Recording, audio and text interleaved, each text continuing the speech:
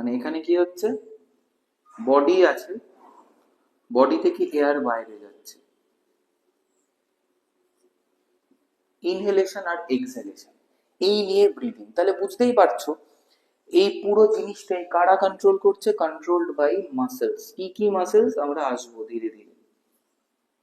Muscles, পেশি। আর ঠিক এই ট্র্যাকিয়ার নিচে এইখানটা আমাদের আছে ভয়েস বক্স। এই জায়গাটা হচ্ছে আমাদের ভয়েস বক্স বা ল্যারিংস। ভয়েস বক্স বা larynx.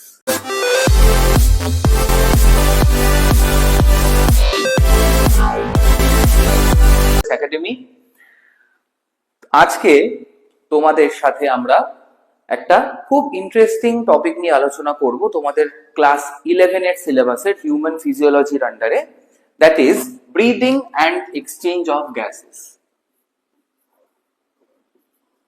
Breathing and exchange of gases.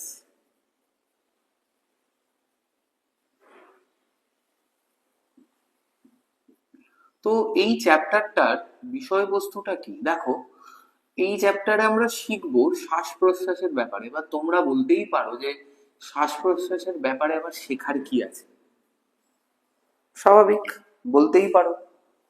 সবাই শ্বাস নিতে জানে, সবাই শ্বাস ছাড়তেও জানে। We all know how to breathe in and breathe out, right? তো প্রশ্বাস এবং নিঃশ্বাস, প্রশ্বাস কাকে বলে, নিঃশ্বাস কাকে বলে, তোমরা একটু কমেন্ট সেকশনে লিখে জানাবে। দেখা যাক কজন ঠিকটা জানো। তো breathing in and breathing out, এই নিয়ে আমরা পড়বো। ঠিক এই নিয়ে অবশ্য পড়বো না। ব্রিদিং অ্যান্ড এক্সচেঞ্জ অফ গ্যাসেসে আমরা ফার্স্টে জানবো হোয়াট ইজ ব্রিদিং।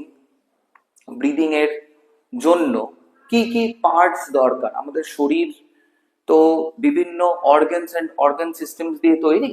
তো কোন কোন অর্গানস এবং কোন অর্গান সিস্টেম এই ব্রিদিং এর জন্য দায়ী, এবং ব্রিদিং থেকে কি করে এক্সচেঞ্জ অফ গ্যাসেস হচ্ছে, তার যে বায়োকেমিক্যাল পাথওয়ে এবং ফিজিওলজিক্যাল পাথওয়ে, সেগুলো নিয়েও আমরা আলোচনা করব এই চ্যাপ্টারে। তো coming back to our topic, দেখো আমাদের কিন্তু একটা খুব কনফিউশন থাকে যে ব্রিদিং আর রেসপিরেশন নিয়ে। আমাদের একটা কনফিউশন থাকে কি নিয়ে? ব্রিদিং নিয়ে আর রেসপিরেশন নিয়ে।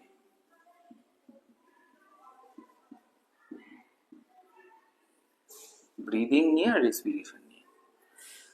তাও দেখো, ব্রিদিং মানে হচ্ছে শ্বাস প্রশ্বাস। সিম্পল, তুমি নাক দিয়ে হাওয়া শরীরের ভেতরে আনছো, মুখ দিয়ে ছাড়ছো, দ্যাট ইজ অনলি ব্রিদিং। এটা কিন্তু সবাই খেয়াল করবে, এটা শুধু পড়াশোনার জন্য না, তোমার লাইফের জন্য এটা ইম্পর্টেন্ট যে যখন তোমরা ব্রিথ ইন করবে, যখন বাইরের বাতাসকে শরীরের ভেতরে তোমরা আনবে, সেটা অলওয়েজ নাক দিয়ে, মুখ দিয়ে নয়। কেন নয় সেটা আমরা আজকেই ডিসকাস করব। And always breathe out from our mouth, মুখ দিয়ে তোমরা নিঃশ্বাস ত্যাগ করবে। তো চলো, ব্রিদিং অ্যান্ড রেসপিরেশনের ফার্স্ট পয়েন্ট যেটা আমরা লিখব সেটা হচ্ছে যে ব্রিদিং মানে, আগে জিনিস ছিল হোয়াট ইজ ব্রিদিং। এটা কি? যে taking in and breathing out of gases.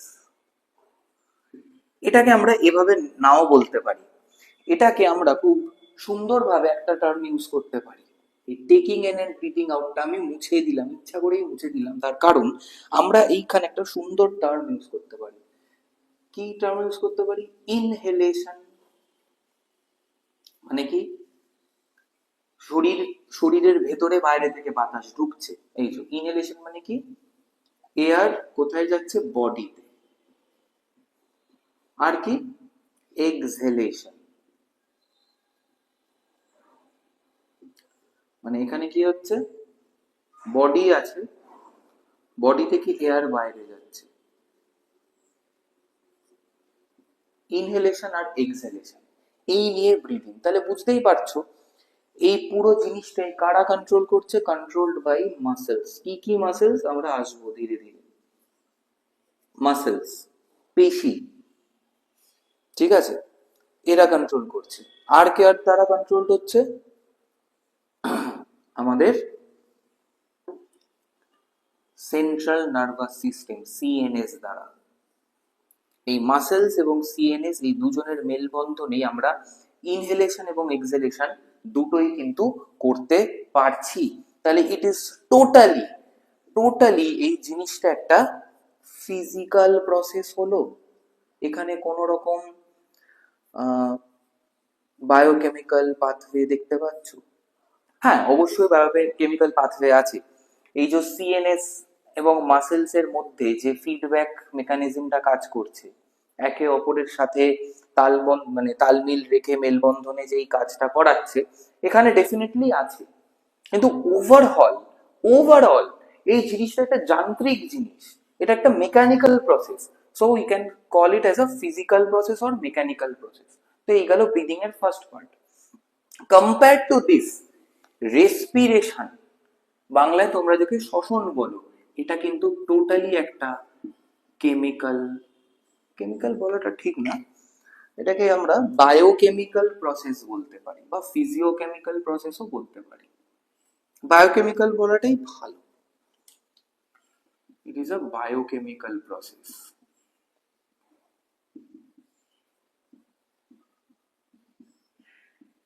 Biochemical process respiration.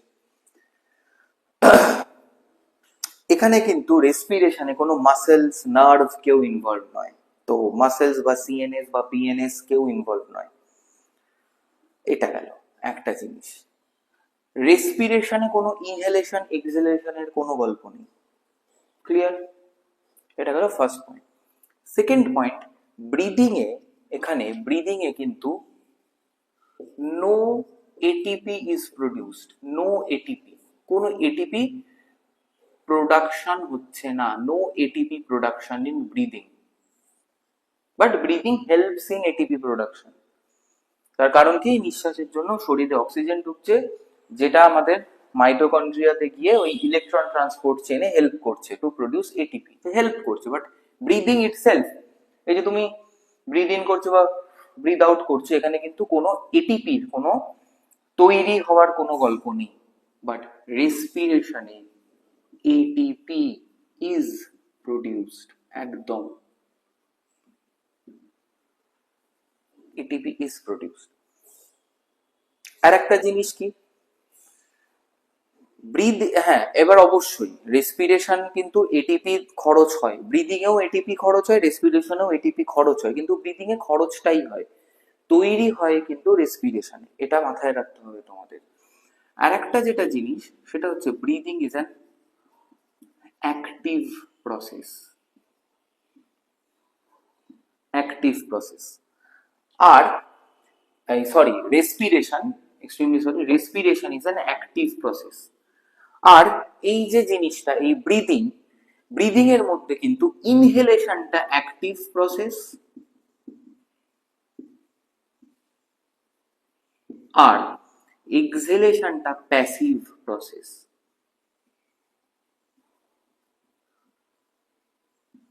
Passive process. এবার অ্যাক্টিভ প্রসেস কাকে বলে আর প্যাসিভ প্রসেস কাকে বলে, চলো সেই ব্যাপারে আমরা একটু আলোচনা করি। দেখো, অ্যাক্টিভ কথাটা যখন আমরা বলি তখন কি তোমাদের মাথায় আসে? যদি আমি তোমাদের বলি যে সে person X is a very active person, ধরো বললাম যে অমুক ব্যক্তি ভীষণ অ্যাক্টিভ, তো তার মানেটা কি দাঁড়ায়? আমরা হয়তো লোকটাকে চিনিও না, কিন্তু আমরা বুঝতে পারবো যে সেই লোকটা ভীষণ এনার্জেটিক। তো অ্যাক্টিভ প্রসেসে যেটা হয় সেটা হচ্ছে কি, ইট রিকোয়ার্স এনার্জি। ইট রিকোয়ার্স এনার্জি। Active process. মানে এই কাজটা করতেই অ্যাক্টিভ প্রসেসের আন্ডারে যে কাজগুলো পড়ে, যেমন রেসপিরেশন, যেমন ইনহেলেশন, যেমন ডাইজেশন, এনার্জি লাগবে। হ্যাঁ, এরকম হতেও পারে যে কিছু অ্যাক্টিভ প্রসেসের এন্ড প্রোডাক্ট হিসেবে আমরা এনার্জি পাচ্ছি, এনার্জি তৈরি হচ্ছে, কিন্তু সেই এনার্জিটা তৈরি হওয়ার জন্য কিছু এনার্জি দরকার। যেমন আমরা বলি যে টাকায় টাকা বাড়ে, মানি মেক্স মানি। তার কারণ কি? তুমি ধরো একটা ব্যবসা করবে, তো ব্যবসাটা কেন করছো? ইনকাম করার জন্য। ইনকামটা করার জন্য তুমি যে বিজনেসটা করবে, তো বিজনেসটা স্টার্ট করতে তো তোমার একটা ক্যাপিটাল দরকার। ক্যাপিটাল মানে হচ্ছে যে বিজনেসটা স্টার্ট করার জন্য তো কিছু টাকা পয়সা দরকার। তুমি ধরো ঠিক করলে একটা খাবারের দোকান দেবে, ঠিক আছে, তোমরা ঠিক করলে তোমরা একটা মানে রেস্টুরেন্ট বানাবে। তো সেইখানে সেই রেস্টুরেন্টটা বানাতে তোমাকে তো কিছু ইনভেস্ট করতে হবে, কিছু টাকা খরচ করতে হবে, একটা জমি কিনতে হবে, তাদের একটা বিল্ডিং তৈরি করতে হবে, সেখানে স্টাফ রাখতে হবে, তাদের স্যালারি দিতে হবে। তারপরে তো তুমি ইনকাম করতে শুরু করবে, লোকজন যখন সেখানে যাবে, খাবে, ঘুরবে, এটসেট্রা। তো সেইখানে ইট রিকোয়ার্স মানি। আর আমাদের শরীরে মানি ইজ এনার্জি। তো অ্যাক্টিভ প্রসেসের আন্ডারে যে যে জিনিসগুলো পড়ে, যেটা তোমাদের এক্ষুনি বললাম, ইনহেলেশন বলো, রেসপিরেশন বলো, ডাইজেশন বলো, প্রত্যেকটা অ্যাক্টিভ প্রসেস, কারণ ইট রিকোয়ার্স এনার্জি। আর প্যাসিভ প্রসেসে বুঝতেই পারছো যে প্যাসিভ প্রসেস যেগুলো আছে সেইগুলো ডাজ নট রিকোয়ার এনার্জি। এবার এনার্জি মানে কি? এনার্জি মানে বায়োলজিতে আমরা এনার্জি মানে আমরা একটা জিনিসই বুঝি, দ্যাট ইজ এটিপি। এখানে এটিপি দরকার অ্যাক্টিভ প্রসেসে, আর প্যাসিভ প্রসেসে এটিপি কোনো দরকার নেই। এই যে এক্সালেশন, মানে তুমি শরীরের ভেতরে বাতাস নিলে তারপরে সেটাকে যখন বাইরে ছেড়ে দিচ্ছ, কোনো এনার্জি লাগছে না, কোনো এটিপির খরচ হচ্ছে না তাতে, তাই এটা প্যাসিভ প্রসেস। তো রেসপিরেশন টোটালি একটা অ্যাক্টিভ প্রসেস, আর ব্রিদিং কিন্তু অ্যাক্টিভ প্রসেসও আছে ইনহেলেশন, আর প্যাসিভ প্রসেসও আছে এক্সহেলেশন। এবার দেখো, ইটসেলফ ব্রিদিং এর জন্য কিন্তু কখনোই এনার্জি তৈরি হচ্ছে না। তুমি যদি এক্ষুনি মানে যদি তুমি প্রশ্বাস নাও, তারপরে ধরো 2 সেকেন্ড তুমি সেটাকে হাওয়াটাকে ধরে আবার নিঃশ্বাস তুমি ত্যাগ করলে, তখন কিন্তু দেখতে পাবে যে তোমার শরীরে কিন্তু কোনো এনার্জি এর জন্য তৈরি হলো না, কোনো এনার্জি তৈরি হলো না। এনার্জি তৈরি হয় কিসে? রেসপিরেশন। রেসপিরেশন।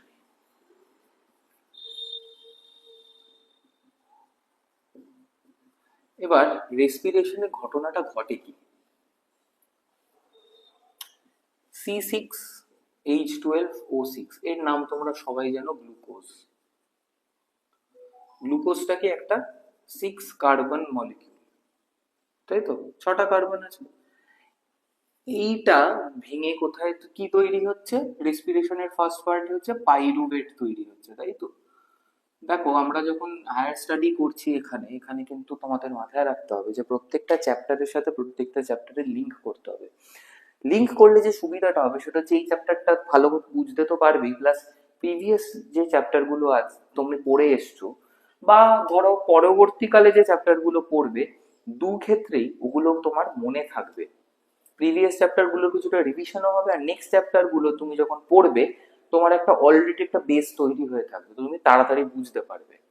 অ্যান্ড এক্সামের আগে বেশি টাইম তো পাওয়া যায় না, তো এরকম প্রত্যেকটা চ্যাপ্টার কেন ইন্টারলিঙ্ক করে পড়লে তোমরা পুরো বইটাই সুন্দরভাবে মেমোরাইজ করতে পারবে। কনসেপ্টটা ক্লিয়ার থাকলে যে কোনো এক্সাম ক্র্যাক করতে পারবে। তো আমরা যখন নিটের জন্য পড়ছি এখানে, তো আমাদের একদম বেসিক থেকে ইন্টারলিঙ্ক করে পড়তে হবে। যদিও রেসপিরেশন এই চ্যাপ্টারের পার্ট নয়, টপিকও নয়, কিন্তু এই রেসপিরেশনের কিছু জিনিস আমাদের বুঝতে হবে এই চ্যাপ্টারটাকে আরো ভালোভাবে বোঝার জন্য। তো দেখো, এখানে গ্লুকোজ 6 কার্বন মলিকিউল থেকে কি তৈরি হচ্ছে? Pyruvate. Pyruvate is a 3 carbon molecule. Clear? এইখানে আবার তিনটে জিনিস হয়। তিনটে জিনিস হয়। ফার্স্ট যে জিনিসটা হয় সেটা হচ্ছে যে ধরো ইস্টে ইস্ট ইস্টে কি হয়, absence of O2, absence of O2। এখানে কি হচ্ছে, এই পাইরুভেটটা ভেঙে তৈরি হচ্ছে ইথানল, ঠিক আছে, C2H5OH আমরা জানি, C2H5OH ethanol plus CO2 plus only 2 ATP molecules তৈরি হচ্ছে, 2 ATP তৈরি হচ্ছে, ঠিক আছে।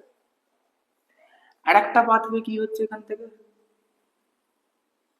এটা হয় আমাদের মাসেলস এর মধ্যে, এটা হচ্ছে আমাদের পেশি বা মাসেলস এর মধ্যে।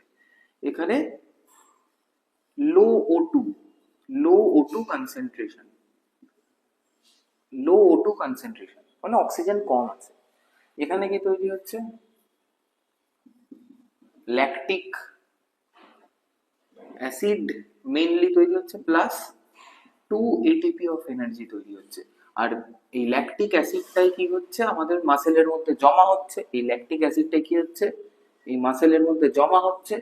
আর যত বেশি মাসেলের মধ্যে ল্যাকটিক অ্যাসিড জমবে তত মাসেল ফ্যাটিক হবে এবং মানে মাসেল আস্তে আস্তে টায়ার্ড হয়ে যাবে এবং তত বেশি আমাদের মাসেল ক্র্যাম্প হবে, আমরা টায়ার্ড হয়ে পড়বো আর হাত পা নাড়াতে পারবো না। যারা জিম করো তোমরা তোমরা এটাকে বুঝতে পারবে, তোমরা যারা জিম করো তোমরা এটাকে বলো বার্ন আউট বা অ্যাবসলিউট ফেলিয়ার বলো, যখন তুমি আর একটা ওয়েট তুলতে পারবে না আর একটা কোনো সেটও তুমি, সেট তো দূর, একটা রিপিটেশনও তুমি করতে পারবে না কোনো এক্সারসাইজে, তো তখন তোমার মাসেলের মধ্যে এই ল্যাকটিক অ্যাসিড ভরপুর হয়ে গেছে, ঠিক আছে, তো তখন তোমার মাসেল ফ্যাটিক হয়ে গেছে, মাসেল ফেলিয়ার হয়ে গেছে, আর মাসেল কন্ট্রাকশন হচ্ছে না, ঠিক আছে, ক্র্যাম্পস হয়ে গেছে, ব্যথা করছে গা হাত পা, তখন কি করতে হয়, রেস্ট নিতে হয়, প্রচুর ফ্লুইডস খেতে হয়। ফ্লুইড এবং রেস্ট কি করে, ল্যাকটিক অ্যাসিডকে ব্রেক ডাউন করে ইউরিন দিয়ে বার করে দেয় এবং প্রপার রেস্ট নিলে ধীরে ধীরে এটা ফ্লাশ আউট হয়ে যায় বডি থেকে, যাকে আমরা রিকভারি পিরিয়ড বলি, ঠিক আছে। এইটা আর একটা জিনিস হয় সেটা হচ্ছে অ্যাডিকুয়েট O2 তে, অ্যাডিকুয়েট O2 যেখানে যখন থাকে সেটা কোথায়, মাইটোকন্ড্রিয়া, আমাদের মাইটোকন্ড্রিয়া যাকে আমরা powerhouse of the cell বলি, সেখানে কি হচ্ছে, সেখানে তৈরি হচ্ছে CO2 plus H2O plus 36 ATP molecules, ঠিক আছে, 36 ATP মলিকিউলস। মাইটোকন্ড্রিয়াতে যেটা হয় যে রেসপিরেশনটা, সেটাকে আমরা কি বলতে পারি, এরোবিক রেসপিরেশন বলতে পারি, কারণ অ্যাডিকুয়েট এরোবিক রেসপিরেশন বলতে পারি কারণ কি অ্যাডিকুয়েট অ্যামাউন্ট অফ O2 তে হচ্ছে। যেখানে লো কনসেন্ট্রেশন হচ্ছে O2 তে, মানে O2 লো কনসেন্ট্রেশনে যে রেসপিরেশনটা হচ্ছে, যেটা মাসেলস হচ্ছে, এটাকে আমরা কি বলতে পারি, এটাকে আমরা বলতে পারি অ্যানারোবিক রেসপিরেশন বলতে পারি। আর ইস্টে যেটা হচ্ছে, ইস্ট মানে ধরো স্যাকারোমাইসিস সেরেভিসিয়া ইস্ট, এইটাকে আমরা বলতে পারি ফার্মেন্টেশন, একদম অ্যাবসেন্স অফ O2 তে হচ্ছে। আর এই ফার্মেন্টেশনের মধ্যে দিয়েই এই দেখো ইথানল মানে অ্যালকোহল তৈরি হচ্ছে, অ্যালকোহল এবং অ্যালকোহলিক প্রোডাক্টস এই ফার্মেন্টেশনের মধ্যে হয়। বেকিং যে হয়, এই যে কেক বা ব্রেড যেগুলো ফুলে ওঠে, কেন ফুলে ওঠে, তার কারণ কি এই CO2টা ওই মেক্স দ্য ডো রাইস, ঠিক আছে, তো সেই কারণে ফ্লাফি বা সফট হয় ব্রেড, এটা তোমরা ছোটবেলায় পড়েছো, ক্লাস 8-এ প্রবাবলি তোমাদের ছিল। তো both in baking and brewing, brewing মানে এই অ্যালকোহল তৈরি করার যে ইন্ডাস্ট্রি তাকে ব্রিউইং ইন্ডাস্ট্রি বলে, তো এই বেকিং অ্যান্ড ব্রিউইং ইন্ডাস্ট্রিতে এই ফার্মেন্টেশনটা ইউজ হয়। তো দেখো রেসপিরেশনের কিন্তু এতগুলো ব্যাপার আছে, ঠিক আছে। প্রসঙ্গত বলে রাখি, অ্যাডিকুয়েট O2 তে যখন এরোবিক রেসপিরেশন হয় তখন পাইরুভেটটা completely gets broken down into CO2, H2 and 36 ATP molecules। Incomplete breakdown হয় মাসেলস এর ভেতরে, সেখানে ল্যাকটিক অ্যাসিড তৈরি হয় কারণ সেখানে O2 কনসেন্ট্রেশন লো থাকে, আর একদমই যেখানে O2 নেই সেখানে পাইরুভেটটা আরো কম ভাঙে, ঠিক আছে, সেখানে ইথানল তৈরি হয় plus CO2 plus 2 ATP molecules আমরা দেখতে পাচ্ছি তৈরি হলো। তো this is an overview of our respiratory process. তাহলে এর সাথে ব্রিদিং এর সম্পর্কটা কোথায়, চলো দেখা যাক। আছে সম্পর্ক, ডেফিনেটলি আছে বলেই আমরা এখানে কিন্তু পড়াশোনাটা করছি। দেখো এই যে রেসপিরেশন, এই যে রেসপিরেশন,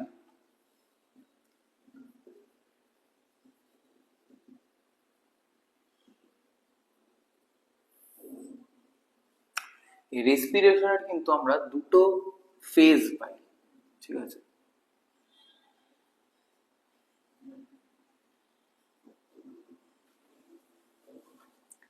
এটা হচ্ছে গ্যাসিয়াস এক্সচেঞ্জ ফেজ, ঠিক আছে, আর আরেকটা হচ্ছে ATP production phase.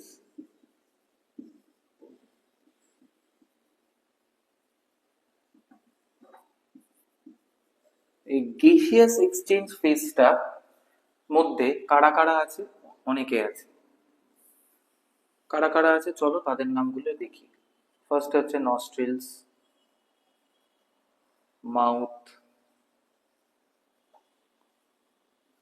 ফ্যারিংস, trachea,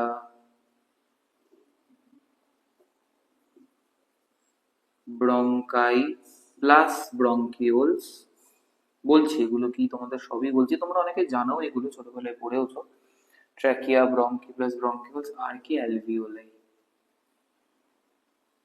alveoli আর blood vessels, blood vessels. Blood vessels এর মধ্যে কারা, স্পেসিফিক্যালি আর্টেরিওলস প্লাস ভেনিউলস, মানে কি ক্যাপিলারিজ, এটা দুজনে মিলেই তো ক্যাপিলারিজ তৈরি করে, আর্টেরিওলস আর ভেনিউলস ক্যাপিলারিজ। এরা এরা গ্যাসিয়াস এক্সচেঞ্জ ফেজে আছে, ঠিক আছে। তো দেখো এইখানে যারা যারা আছে, এখানে কি হচ্ছে না, নস্ট্রিল দিয়ে হাওয়া ঢুকছে, ফ্যারিংস দিয়ে ট্র্যাকিয়া হয়ে ব্রঙ্কি থেকে ব্রঙ্কিউলস হয়ে অ্যালভিওলিতে যাচ্ছে, অ্যালভিওলি থেকে কি হচ্ছে গ্যাসিয়াস এক্সচেঞ্জ হচ্ছে, মানে বাইরে থেকে O2 যাচ্ছে ব্লাডে, ব্লাড থেকে CO2 যাচ্ছে অ্যালভিওলিতে, আবার ব্যাক করে অ্যালভিওলি থেকেই ব্রঙ্কিউলস থেকে ব্রঙ্কাই থেকে ট্র্যাকিয়া থেকে ফ্যারিংস হয় মাউথ দিয়ে আউট, ঠিক আছে। তো এই যে পাথওয়েটা আমি বললাম দ্য গ্যাসিয়াস এক্সচেঞ্জ ফেজ, তো এটাকে আমি একসাথে এক কথায় এত কিছু না বলে ব্রিদিং বলতে পারি, এটাই তো ব্রিদিং, তাই না? তাহলে রেসপিরেশনের গ্যাসিয়াস এক্সচেঞ্জ ফেজ যেটা আগে হয়, এটা প্রথমে হয়, তারপরে এটা হয়, এটা নাম্বার 1, এটা নাম্বার 2, ঠিক আছে। তো gaseous exchange phase of respiration সেটাকেই আমরা ব্রিদিং বলতে পারি। আর এটিপি প্রোডাকশন ফেজটাকে আমরা কি বলতে পারি, সেলুলার রেসপিরেশন, ঠিক আছে। এটাকে আমরা কি বলতে পারি, এটাকে আমরা বলতে পারি সেলুলার রেসপিরেশন।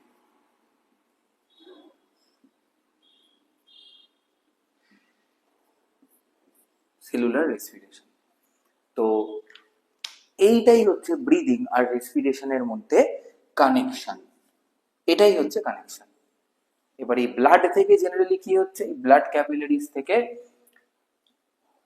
অক্সিজেনটা ডিফিউজ করে যাবে সেলের মধ্যে, সেলের মাইটোকন্ড্রিয়ার ভেতর সেটা ঢুকবে, মাইটোকন্ড্রিয়াল ম্যাট্রিক্সের মধ্যে দিয়ে যাবে।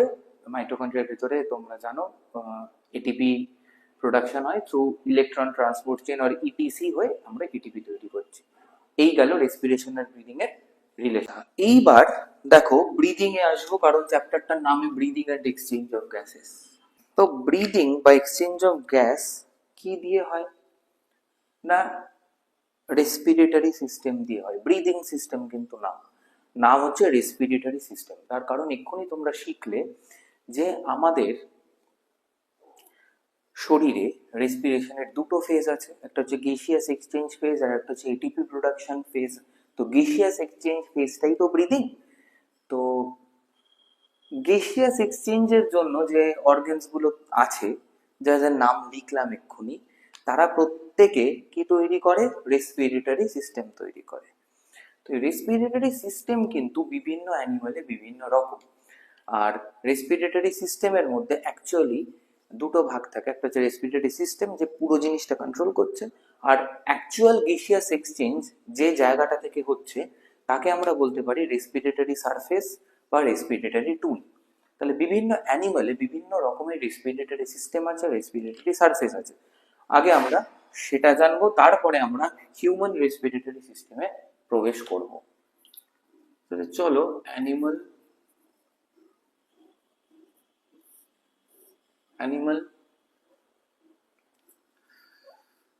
Respiratory organ.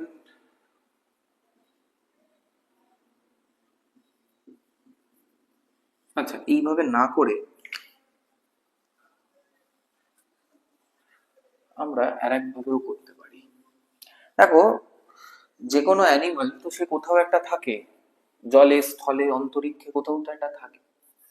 তো এখানে আমি যদি অ্যানিমালটা লিখি, মানে নেম অফ দ্য অ্যানিমাল যাই বলো না কেন, এখানে আমরা লিখবো রেসপিরেটরি মিডিয়াম, মানে জলের জলের মধ্যে সে অক্সিজেন নিচ্ছে না হাওয়া থেকে অক্সিজেন নিচ্ছে সেইটা। এরপরে আসবো রেসপিরেটরি অর্গান। মেন যে রেসপিরেটরি অর্গান তার নামে লিখবো শুধু, আর রেসপিরেটরি সারফেস, রেসপিরেটরি সারফেস। ঠিক আছে, অ্যাকচুয়াল রেসপিরেশনটা হচ্ছে কোথায়। চলো ফার্স্টে একটা অ্যানিমালের নাম লিখি। ফার্স্ট অ্যানিমাল বলতেই আমাদের মাথায় যেন অ্যামিবা আসে। সিঙ্গেল সেলড, রেসপিরেশনের মিডিয়াম কোথায়? ওয়াটার, জলে থাকে, তো জল থেকে অক্সিজেন নেয়। রেসপিরেটরি অর্গান নেই, কোনো রেসপিরেটরি অর্গান নেই। রেসপিরেটরি সারফেস কি? Cell membrane. ক্লিয়ার? নেক্সট ধরো একটা ফ্ল্যাট ওয়ার্ম, প্ল্যানেরিয়া, প্ল্যাটিহেলমিনথিসের মধ্যে পড়ছে প্ল্যানেরিয়া। এও কোথায় থাকে? ওয়াটারে থাকে। এর রেসপিরেটরি অর্গান নেই। রেসপিরেটরি সারফেস কি? Body surface.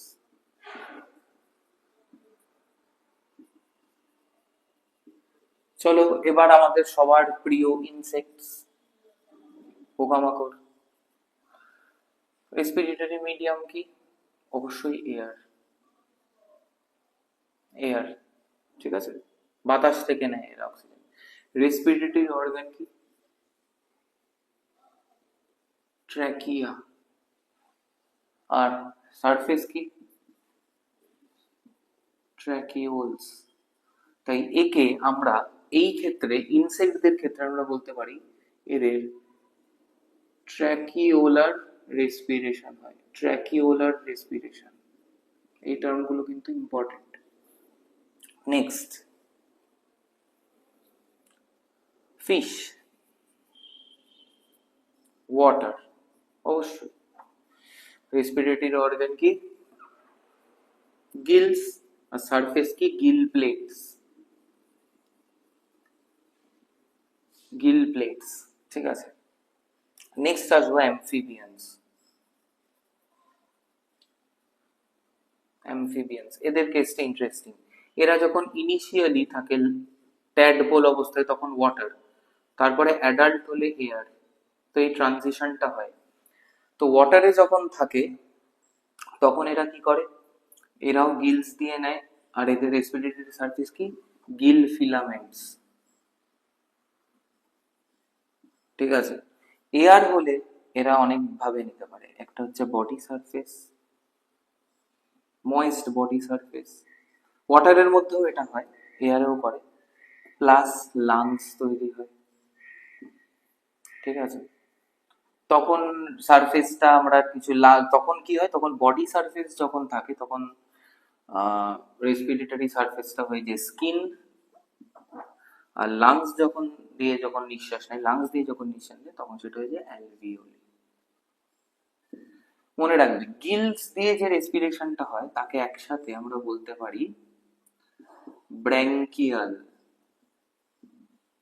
ব্র্যাঙ্কিয়াল রেসপিরেশন। গিলস দিয়ে যখন হয় সেটাকে আমরা বলতে পারি ব্র্যাঙ্কিয়াল রেসপিরেশন। আর স্কিন দিয়ে যখন হয় সেটাকে আমরা বলতে পারি cutaneous, cutaneous respiration, cutaneous respiration. আর এরপরে আসে রেপটাইলস, এরাও এয়ার ব্রিদার সবাই, বার্ডস, ম্যামলস, এরা প্রত্যেকেই এয়ার দিয়ে নেয়। এদের প্রত্যেকেই হচ্ছে lungs, respiratory organ lungs, respiratory সারফেসের প্রত্যেকেরই অ্যালভিওলাই। আর অ্যালভিওলাই দিয়ে যারা নিঃশ্বাস নেয়, মানে লাংস দিয়ে যারা নিঃশ্বাস নেয় তাদেরকে আমরা বলতে পারি, নিঃশ্বাস নেয় না, সরি, নিঃশ্বাস নেওয়া যায় না, নিঃশ্বাস ছাড়তে হয়। তো মানে লাংস ইউজ করে যারা ব্রিদিং করে সেই সেই জিনিসটাকে আমরা বলতে পারি pulmonary, pulmonary respiration, pulmonary respiration. তো রিক্যাপ করি ছোট্ট করে। দেখো অ্যামিবা এরা তো সিঙ্গেল সেল, তাই না, এটা ইউনিসেলুলার অ্যামিবা। তো এদের গোটা বডিটাই একটা, মানে গোটা বডিটাই একটা সেল, বা ওদের একটা সেল গোটা বডির কাজ করে। কোথায় থাকে, জলে থাকে, তো জল থেকে অক্সিজেন নেয়। কোনো রেসপিরেটরি অর্গান নেই, সেল মেমব্রেনটাই রেসপিরেটরি সারফেসের কাজ করে। মানে গ্যাসিয়াস এক্সচেঞ্জ যেখানে হয়, অ্যাকচুয়াল গ্যাসিয়াস এক্সচেঞ্জটা যে জায়গাতে হয় সেই জায়গাটাকেই আমরা বলি রেসপিরেটরি সারফেস। লিখে দিই তোমাদের সুবিধার জন্য যে এখানে gaseous exchange occurs, ঠিক আছে, gaseous exchange occurs। যে সারফেসে gaseous এক্সচেঞ্জ হয় তাকে রেসপিরেটরি সারফেস বলি। তাহলে এদের রেসপিরেটরি সারফেস কি, সেল মেমব্রেন। নেক্সট প্ল্যানেরিয়া, এটা একটা ফ্ল্যাট ওয়ার্ম, ঠিক আছে, প্ল্যাটিহেলমিনথিস এর মধ্যে পড়ছে, ফাইলাম প্ল্যাটিহেলমিনথিস। এও জলে থাকে, এও জলে থাকে। এর রেসপিরেটরি অর্গান নেই। রেসপিরেটরি সারফেস কি, এন্টায়ার বডি সারফেসে এদের গ্যাসিয়াস এক্সচেঞ্জ হয়। তারপরে আমরা ইনসেক্ট দিয়ে বলছি, ইনসেক্টরা এয়ার ব্রিদার, ঠিক আছে। তো এয়ার কি দিয়ে নেয়, ট্র্যাকিয়া দিয়ে নেয়। এদের বডির মানে সাইডে, এদের যে বডির সাইড ওয়াইজ এরকম প্রচুর ছোট ছোট গর্ত থাকে যাকে ট্র্যাকিয়া বলে। সেই ট্র্যাকিয়া গুলো কি দিয়ে কানেক্টেড থাকে, ট্র্যাকিওলস, বিভিন্ন টিউব দিয়ে কানেক্টেড থাকে। সেই টিউবের মধ্যে থাকে হচ্ছে হিমোলিম্ফ, ঠিক আছে। সেই টিউবের মধ্যে কি থাকে লিখে দিচ্ছি, হিমোলিম্ফ। এই হিমোলিম্ফ দিয়েই ওরা কি হয়, গ্যাসিয়াস এক্সচেঞ্জ করে। মানে হিমোলিম্ফের মধ্যে অক্সিজেন দেয়, হিমোলিম্ফ থেকে কার্বন ডাই অক্সাইডটা ট্র্যাকিওলে বেরিয়ে আসে, আবার ট্র্যাকিয়া দিয়ে বডির বাইরে চলে যায়। এই টাইপের রেসপিরেশনকে বলা হয় ট্র্যাকিওলার রেসপিরেশন। নেক্সট মাছ বা ফিশ, এরা জলে থাকে, সবাই জানো। গিলস দিয়ে এরা রেসপায়ার করে, গিলসে প্রচুর ব্লাড ভেসেল আছে, প্রচুর ব্লাড সাপ্লাই আছে। তো মেইনলি দেখবে তোমরা যদি বাজারে যাও, দেখবে মাছের যে কানকো যাকে আমরা গিলস বলি, প্রচুর এরকম চিরুনির দাঁড়ার মতো বা টিথ অফ দ্য কম্বস এর মতো দেখবে এরকম কিছু কিছু স্ট্রাকচারস আছে, তাকে আমরা গিল প্লেট বলি। তো এই গিল প্লেট দিয়েই এদের গ্যাসিয়াস এক্সচেঞ্জ হয়, ঠিক আছে। আর অ্যামফিবিয়ান্স যেমন ধরো ফ্রগ, এদের ট্যাডপোল জলে থাকে, তখন এদের গিলস থাকে। তো এরা তখন গিল ফিলামেন্টস দিয়ে করে, সরু সরু সুতোর মতো স্ট্রাকচার থাকে যাকে গিল ফিলামেন্ট বলে, সেই দিয়ে গ্যাসিয়াস এক্সচেঞ্জ করে। এবং গিল প্লেট বা গিল ফিলামেন্ট বা গিলস ইউজ করে যে রেসপিরেশনটা হয় তাকে আমরা ব্র্যাঙ্কিয়াল রেসপিরেশন বলতে পারি। আর এই অ্যামফিবিয়ানসরা যখন অ্যাডাল্ট হয়, যখন এয়ার ব্রিথ করতে পারে, তখন কি হয়, এরা যখন জলে থাকে এয়ার ব্রিথ যখন করতে পারে, অ্যাডাল্ট অ্যাম্ফিবিয়ান্সরা যখন জলে থাকে তখন এরা স্কিন দিয়ে জল থেকে অক্সিজেন টেনে নেয়, ঠিক আছে। এই টাইপের রেসপিরেশনকে বলা হয় cutaneous respiration, respiration through skin, ঠিক আছে। আর যখন ওরা ডাঙায় থাকে, ল্যান্ডে থাকে, তখন লাংস দিয়ে রেসপায়ার করে, তো অ্যালভিওলার সারফেস দিয়ে তখন গ্যাসিয়াস এক্সচেঞ্জটা হয়, যেটা কিনা respiratory surface. Birds, mammals, reptiles প্রত্যেকেই এয়ার ব্রিথ করে, তো এদের প্রত্যেকেরই লাংস হচ্ছে রেসপিরেটরি অর্গান, রেসপিরেটরি সারফেস হচ্ছে অ্যালভিওলাই। আর যখনই তুমি লাংস দিয়ে শ্বাস প্রশ্বাস চালাবে তখন সেটাকে বলবো পালমোনারি রেসপিরেশন। এছাড়াও এক ধরনের রেসপিরেশন হয়, সেটা হচ্ছে দেখবে কিছু মাছ আছে যাদেরকে আমরা জিওল ফিশ বলি, মানে এরা জলের বাইরেও থাকতে পারে, এদের অ্যাক্সেসরি রেসপিরেটরি অর্গান আছে, মানে গিলস ছাড়াও এদের কিছু এক্সট্রা রেসপিরেটরি অর্গানস আছে এবং কিছু গিল প্লেটস ছাড়াও এদের কিছু এক্সট্রা রেসপিরেটরি সারফেস আছে। তো সেই কারণে এরা জলের বাইরেও থাকতে পারে, they can breathe in air for a limited period of time. যেমন শোল মাছ, ঠিক আছে, চানা স্ট্রায়াটাস যার সাইন্টিফিক নেম, ল্যাটা মাছ চানা পাংটেটাস যার সাইন্টিফিক নেম, ঠিক আছে। তো এরকম প্রচুর আছে মাছ, ধরো হেটারোকনিউসিস ফসিলিস, ঠিক আছে, শিং মাছ, ক্ল্যারিয়াস ব্যাট্রাকাস, মাগুর মাছ ইত্যাদি যে মাছগুলো আছে, এরা প্রত্যেকেই কিন্তু ডাঙায় অনেকক্ষণ বেঁচে থাকতে পারে। বাজারে গেলে দেখবে শিং মাছ, মাগুর মাছ বেশ ডাঙাতেও সুন্দর আছে, মরে যায়নি, বেঁচে আছে। তার কারণ ওদের ওরাল সারফেস বা ওরাল ক্যাভিটি, যেটা মুখের যে গহ্বর, ওরাল ক্যাভিটি, তার মধ্যে প্রচুর মিউকাস আছে এবং এই মিউকাসের মধ্যে প্রচুর ব্লাড ভেসেলস আছে। মিউকাস লাইনিং এর নিচে প্রচুর ব্লাড ভেসেলস আছে, ক্যাপিলারিজ আছে। তো ওই ক্যাপিলারিজ এবং মিউকাস দিয়ে ওরা কি করতে পারে, শ্বাস প্রশ্বাস চালাতে পারে। মিউকাস কি করে, অক্সিজেনটা অ্যাবজর্ব করে, কার্বন ডাইঅক্সাইডটা ছেড়ে দেয়, সেই অক্সিজেনটা ব্লাডে চলে যায় এবং ব্লাডের কার্বন ডাইঅক্সাইডটা মিউকাসে আসে, মিউকাস থেকে বাইরে সেটা ডিফিউশনে বেরিয়ে যায়। তো এই মুখগহ্বর দিয়ে এরা যে শ্বাস প্রশ্বাসের কাজটা চালাচ্ছে এবং ওরাল ক্যাভিটিটাই যে রেসপিরেটরি সারফেসের কাজ করছে, এই ধরনের রেসপিরেশনকে বলা হয় ওরোফেরিঞ্জিয়াল বা বাকোফেরিঞ্জিয়াল রেসপিরেশন, ঠিক আছে। ওরোফেরিঞ্জিয়াল বা বাক্যোফেরিঞ্জিয়াল রেসপিরেশন। তো এই টাইপের কিছু রেসপিরেশন কিন্তু মানে টাইপস অফ রেসপিরেশন বা রেসপিরেটরি মিডিয়াম, সারফেস অর্গান নিয়ে আমরা একটা কম্পারেটিভ স্টাডি করলাম। তো বুঝতেই পারছো, হিউম্যানস যেহেতু ম্যামালস এর মধ্যে আসে, তো আমরা এয়ার ব্রিথ করি, লাংস দিয়ে গ্যাসিয়াস এক্সচেঞ্জ হয় অ্যালভিওলাইতে, তাই আমরা পালমোনারি রেসপিরেশন করি। তো চলো এবার হিউম্যান রেসপিরেটরি সিস্টেম নিয়ে একটু আলোচনা করা যাক। হিউম্যান রেসপিরেটরি সিস্টেম কিন্তু অন্যান্য অ্যানিমালসদের মতোই, মানে রেপটাইলস, ম্যামালস বলছি, বার্ডস, এদের সাথে কিছু সিমিলারিটি আছে, ডিসিমিলারিটিও আছে। বাকি যে ম্যামালস যারা আছে অ্যাপার্ট ফ্রম হিউম্যানস, তাদের সাথে হয়তো অনেকটা মিল আছে, ডেফিনেটলি মিল আছে, আবার কিছু ইউনিক ফিচার্স আছে। ইউনিক ফিচার্স গুলো আমরা এই চ্যাপ্টারের এন্ডে আলোচনা করব, এখন নয়। এখন আমরা ওভারভিউটা নেব of the human respiratory system. তো চলো ওভারভিউতে যাওয়া যাক। How does the human respiratory system function বা ওয়ার্ক? চলো দেখি।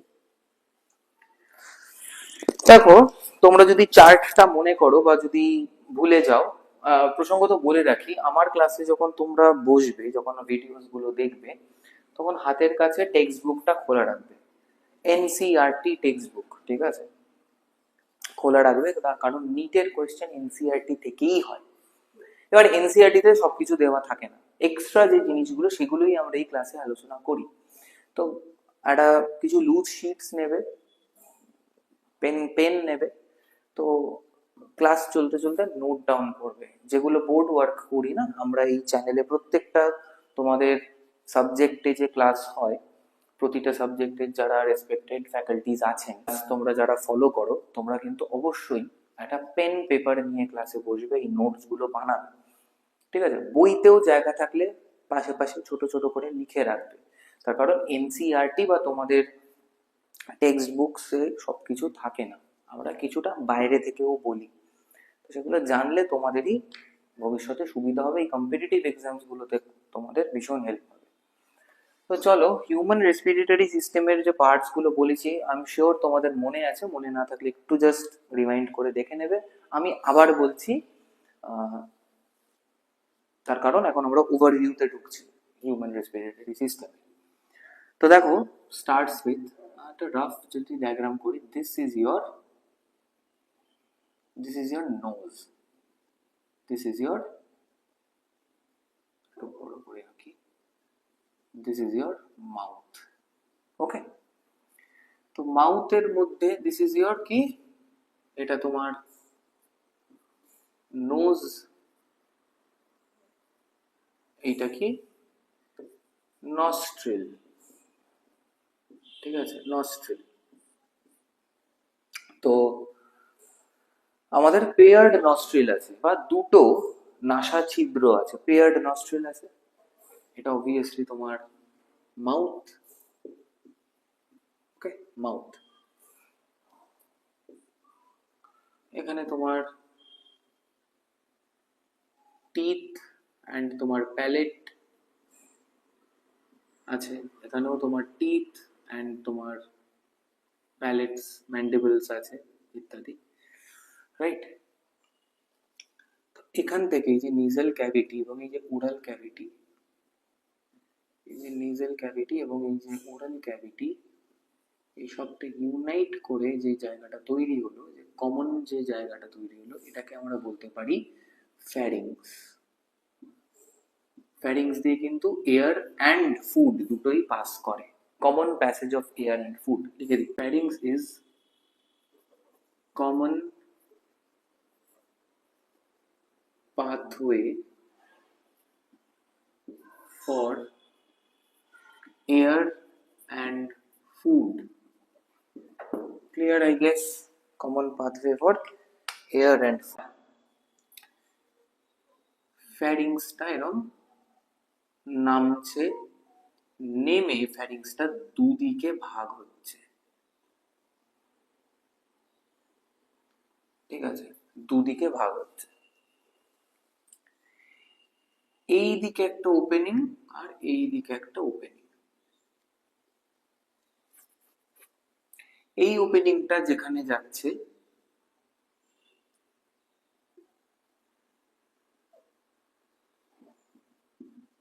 এইটা হচ্ছে আমাদের ইসোফেগাস।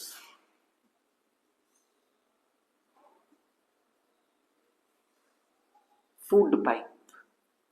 আর ইসোফেগাসের যে ওপেনিংটা, সেটাকে আমরা কি বলি, গালেট। সেটাকে আমরা বলি গালেট। আর এই যে ওপেনিংটা, এইটা এরকম লম্বা হয়ে এরকম হয়ে যাচ্ছে, একটু বেন্ড থাকে, এরকম লম্বা হয়ে চলে যাচ্ছে। এটা আমাদের কি তৈরি করছে, এইটা এইটা তৈরি করছে আমাদের ট্র্যাকিয়া, ট্র্যাকিয়া বা wind pipe, wind pipe, trachea. আর ট্র্যাকিয়ার যে ওপেনিংটা, এইটাকে আমরা বলতে পারি হচ্ছে গ্লটিস, গ্লটিস, ঠিক আছে, গ্লটিস, এরকম। আর আমরা যখন ফুড, এখানে ধরো ফুড আছে, ফুড, ঠিক আছে, ফুড তো এইভাবে যাচ্ছে। তো জেনারেলি ফুডটা, এগুলো ধরো ফুড পার্টিকেলস, ফুডটা তো এই টিউবেও যেতে পারে, মানে ইসোফেগাসেও যেতে পারে, আবার ট্র্যাকিয়াতেও যেতে পারে। এবার ভাবো, ট্র্যাকিয়াতে যদি ফুড চলে যায় তখন তো কেলেঙ্কারি। লাংসের ভেতরে মানে ট্র্যাকিয়া বা ব্রঙ্কাসের মধ্যে ফুডটা গিয়ে আটকে থাকবে, তুমি শ্বাস প্রশ্বাস নিতে পারবে না, সাংঘাতিক অ্যাক্সিডেন্ট হবে। সেটা যাতে না হয়, এর উপরে একটা এরকম ফ্ল্যাপ থাকে, এই গ্লটিসের উপর একটা ফ্ল্যাপ থাকে। যখন তুমি ফুড ইনজেস্ট করবে, এই গ্লটিসটার উপরে সেই ফ্ল্যাপটা পুরো কভার্ড হয়ে যায়। এই ফ্ল্যাপটাকে আমরা বলি হচ্ছে এপিগ্লটিস। এই ফ্ল্যাপটাকে আমরা বলি এপিগ্লটিস।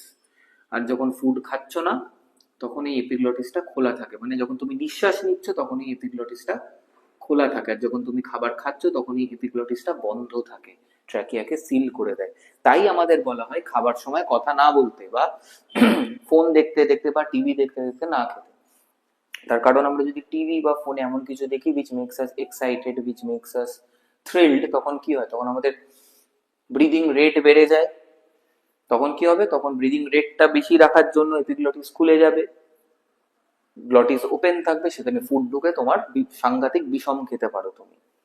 বা কথা বলতে বলতেও যখন তুমি খাবে তখন তোমাকে শ্বাস প্রশ্বাসের কাজও চালাতে হচ্ছে, খেতেও হচ্ছে, তখন এপিগ্লটিসটা খুলছে বন্ধ হচ্ছে, তো তখন ফুড কিছুটা ট্র্যাকিয়াতে চলে যেতেও পারে, চলে গেলেও যেতে পারে, ঠিক আছে। আর ঠিক এই ট্র্যাকিয়ার নিচেই এইখানটা আমাদের আছে ভয়েস বক্স, এই জায়গাটা হচ্ছে আমাদের ভয়েস বক্স বা ল্যারিংস, ভয়েস বক্স বা ল্যারিংস, ঠিক আছে। এরকম দেখতে হয় না ল্যারিংস অবশ্যই, বাট থাকে ল্যারিংস, ঠিক আছে। আর গোটা ট্র্যাকিয়াটা বলছি একটু পরে, ট্র্যাকিয়াটা এরকম নামছে নেমে এরকম ভাগ হয়ে গেল, ভাগ হয়ে গেল। এই ভাগ হয়ে যাওয়াটাকে আমরা কি বলতে পারি, এক একটা ভাগকে আমরা বলতে পারি ব্রঙ্কাস, আর দুটো ভাগকে বলতে পারি ব্রঙ্কাই। এই ভাগ হয়ে কোথায় যাচ্ছে এরা, এরা যাচ্ছে দুটো লাংসে,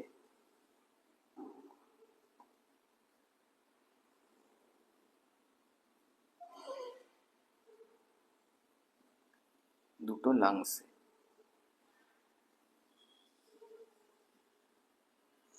আমি কিন্তু লাংসের শেপ গুলো ইচ্ছা করেই এরকম এঁকেছি, ঠিক আছে। এটা হচ্ছে রাইট লাং, মানে ডান দিকের লাং, আর এটা হচ্ছে লেফট লাং, বাঁ দিকের লাং, ঠিক আছে। কেন এরকম আঁকলাম আমি পরে বলবো। তো এই লাংসের ভেতর ঢুকে এইগুলো, এই টিউবস গুলো আবার এরকম ভেঙে বিভিন্ন রকম ব্রাঞ্চ তৈরি করছে, ঠিক আছে।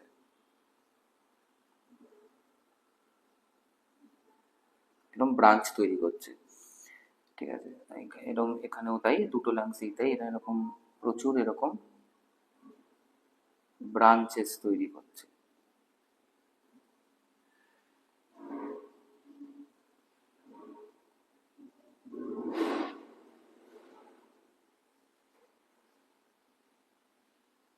প্রচুর ব্রাঞ্চেস তৈরি করছে। এই ব্রাঞ্চেস গুলোকে আমরা বলতেই পারি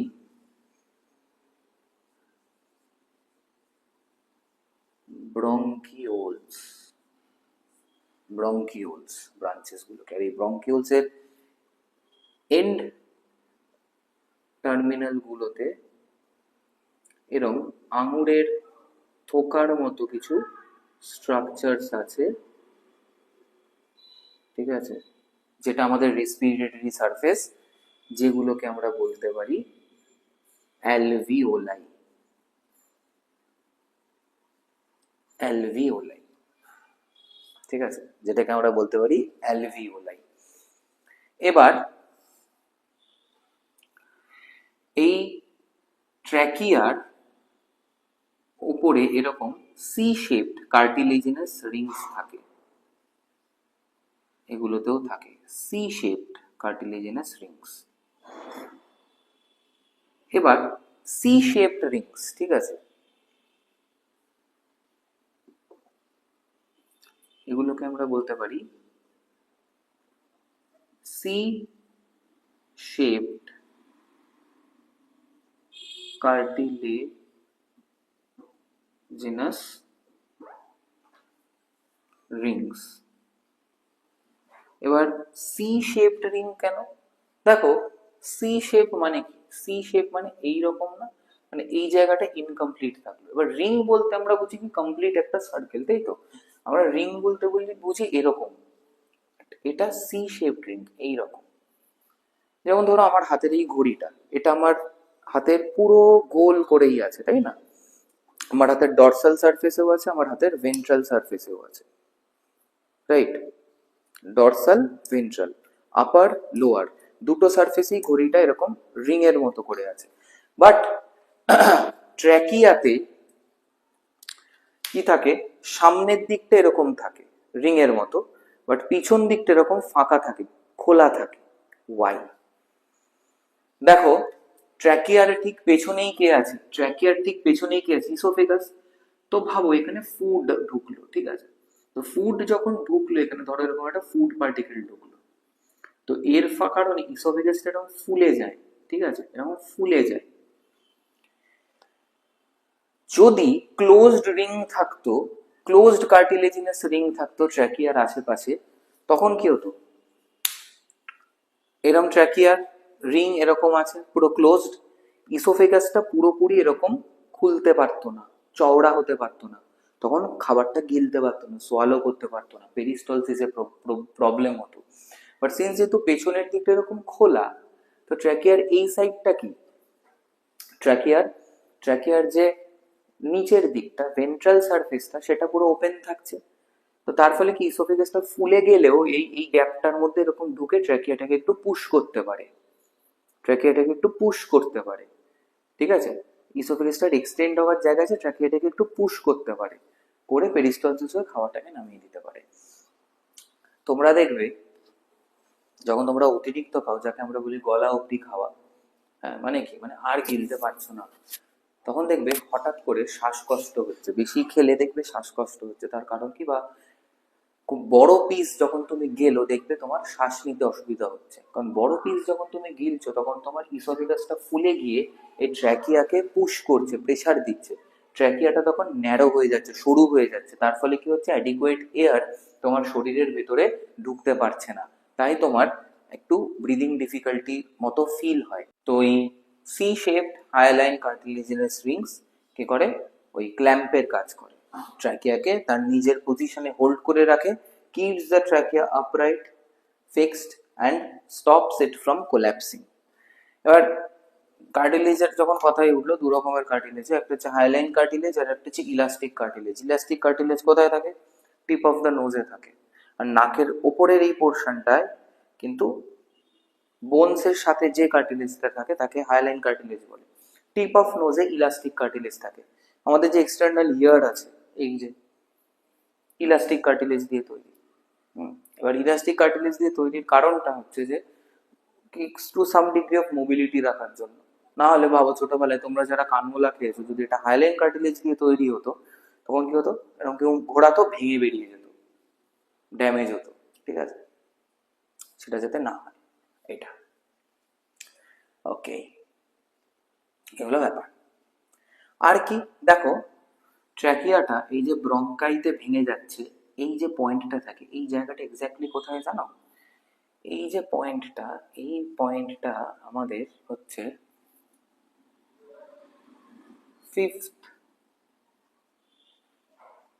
ফিফথ সার্ভাইকাল ভার্টিব্রা যেখানটা আছে, আমাদের ফিফথ সার্ভাইকাল ভার্টিব্রা যেখানটা আছে, ঠিক সেই পয়েন্টটা থেকেই আমাদের ট্র্যাকিয়াটা ভেঙে গিয়ে দুটো ব্রঙ্কাই তৈরি করছে। ফিফথ সার্ভাইকাল ভার্টিব্রা মানে, দেখো এইখানেই হচ্ছে inter relationship with other chapters. আমাদের স্পাইনাল কর্ড কিসের মধ্যে আছে? ভার্টিব্রাল কলামের মধ্যে আছে, ঠিক আছে? এই ওপরের পোর্শনটাকে আমরা বলি কি?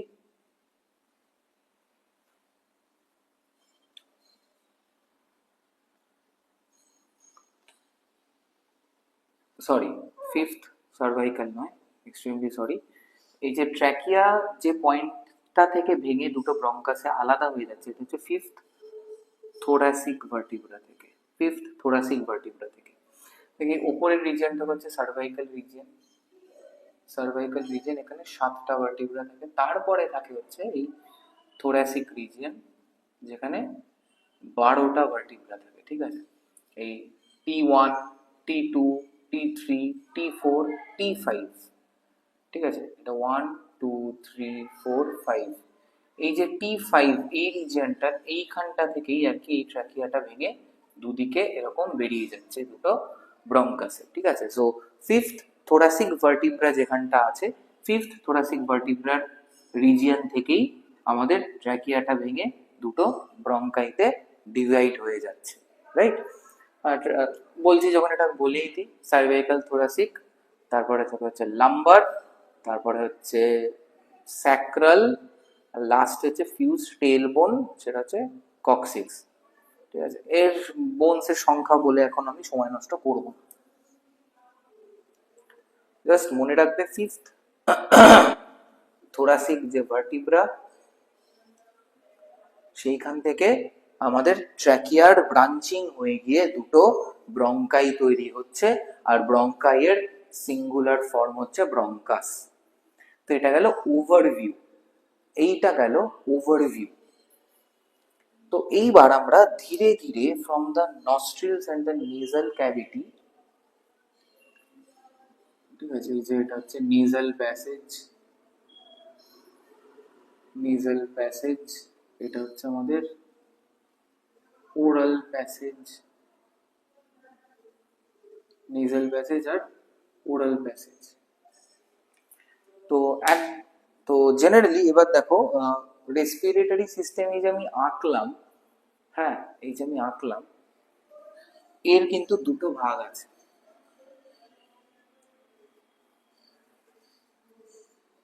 দুটো পার্ট আছে, এতটাও বড় করে লিখবো না।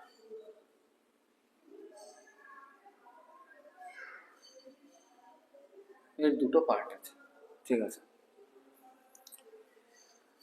এই যে মোটামুটি ধরো এই ব্রঙ্কাস বা এই ব্রঙ্কিওলস অব্দি, মোটামুটি এই যে এইখান থেকে যদি আমি নিই, তাহলে এই ব্রঙ্কিওলস অব্দি, ব্রঙ্কিওলস অব্দি যে রিজিয়নটা, এটাকে আমরা বলতে পারি conducting part of our respiratory system, ঠিক আছে। নস্ট্রিল থেকে ব্রঙ্কিওলস অব্দি যে জায়গাটা, এটাকে আমরা বলতে পারি conducting part of the respiratory system.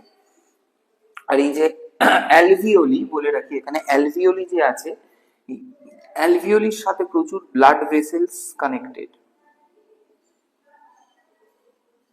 ঠিক আছে, মানে ক্যাপিলারিজ, ক্যাপিলারিজ কানেক্টেড। তো এই যে অ্যালভিওলাই অ্যান্ড এই ব্লাড ক্যাপিলারিজ এর যে পোর্শনটা, এটাকে আমরা বলতে পারি দ্য রেসপিরেটরি পার্ট।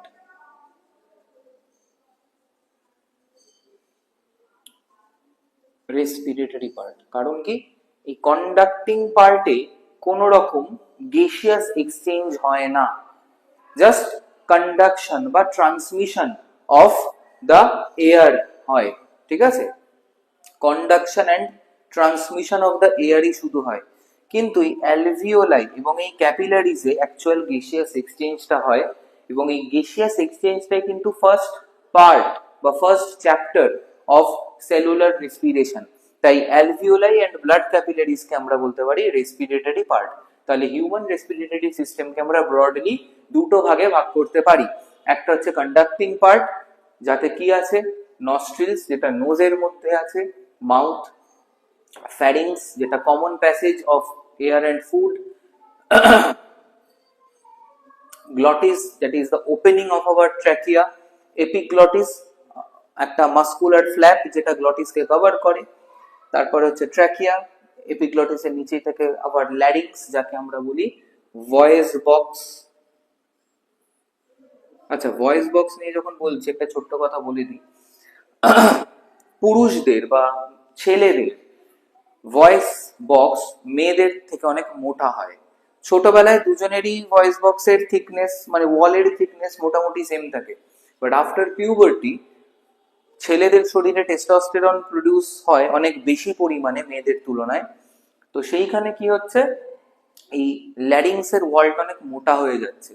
তো সেই কারণে ছেলেদের অনেক লো পিচড ভয়েস হয়, হেভি লো পিচড ভয়েস হয়, ঠিক আছে।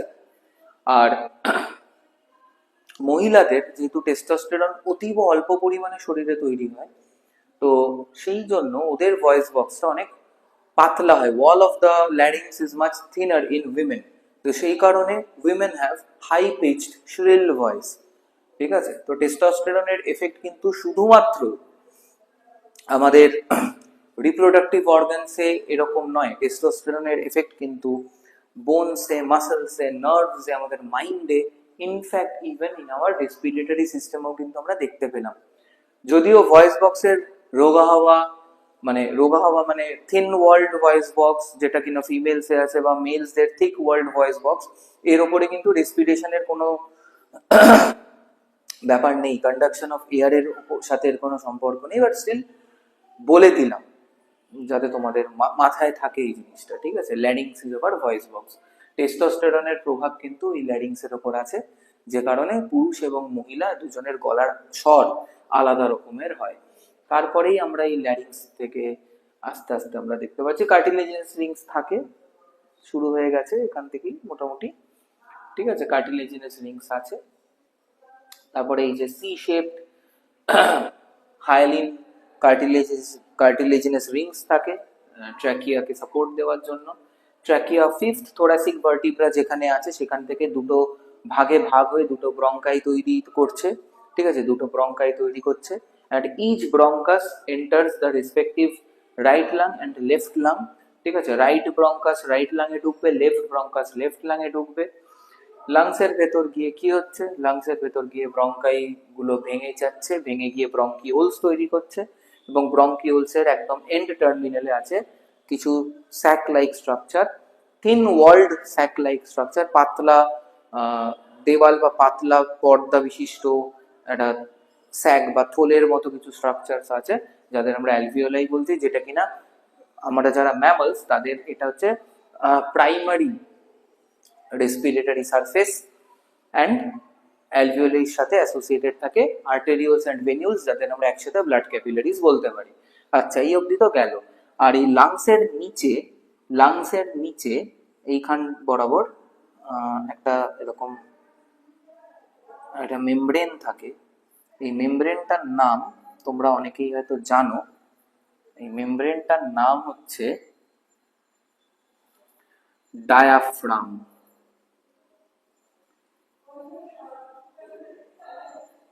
ডায়াফ্রাম, এই মেমব্রেনটার নাম হচ্ছে ডায়াফ্রাম, ঠিক আছে? লাংসের নিচে থাকে। এই ডায়াফ্রাম আমাদের ইনহেলেশন এবং এক্সহেলেশনে হেল্প করে, along with the intercostal muscles, সেটাতে আমরা পরের ক্লাসে আসবো। মেকানিজম অফ ইন্সপিরেশন বা ইনহেলেশন অ্যান্ড এক্সহেলেশন, সেটা আমরা নেক্সট ক্লাসে ইন ডিটেলসে আলোচনা করব। বাট এই ডায়াফ্রাম আর ইন্টারকোস্টাল মাসেলস মানে কি দেখো, এই যে লাংস আছে এদের মাঝখানে কে থাকে? এদের মাঝখানে থাকে হচ্ছে এই রাফ, আমি জাস্ট বোঝানোর জন্য তোমাদের বলছি, এই দুটো লাংসের মাঝখানে থাকে হচ্ছে হার্ট। দুটো লাংসের মাঝখানে থাকে হচ্ছে হার্ট। তো এই হার্ট এবং লাংকে কে এনক্লোজ করে থাকে? Rib cage. এনক্লোজ কে করে থাকে? Rib cage. আর এই সামনে থাকে আমাদের স্টারনাম বা ব্রেস্ট বোন। তো ব্রেস্ট বোন অ্যান্ড রিব কেজ এই লাং এবং হার্টকে কি করে? এনক্লোজ করে রাখে। আর রিব কেজের মাঝখানে মানে দুটো রিবস, ধরো এই একটা রিব, এই একটা রিব, আমার দুটো হাত যদি দুটো রিবস হয়, তো এই দুটো রিবস এর মাঝখানে মাসেল আছে, মাসেল দিয়ে এই রিব গুলো কানেক্টেড, যার ফলে রিব গুলো মুভ করতে পারে যখন আমরা শ্বাস প্রশ্বাস নিই, ঠিক আছে? তো আমাদের প্রশ্বাস মানে শ্বাস গ্রহণের সময় এবং নিঃশ্বাস মানে শ্বাস ত্যাগের সময় এই মাসেলটা কন্ট্রাক্ট এক্সপ্যান্ড করে।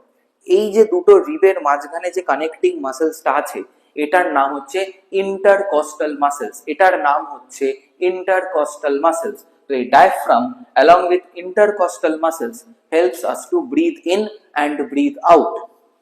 আর একটা জিনিস মনে রাখবে, এই যে ডায়াফ্রাম বলে যে স্ট্রাকচারটা আছে, এই যে ডায়াফ্রাম স্টার মার্ক করে দিলাম, ডায়াফ্রাম কিন্তু present only in mammals, present only in mammals,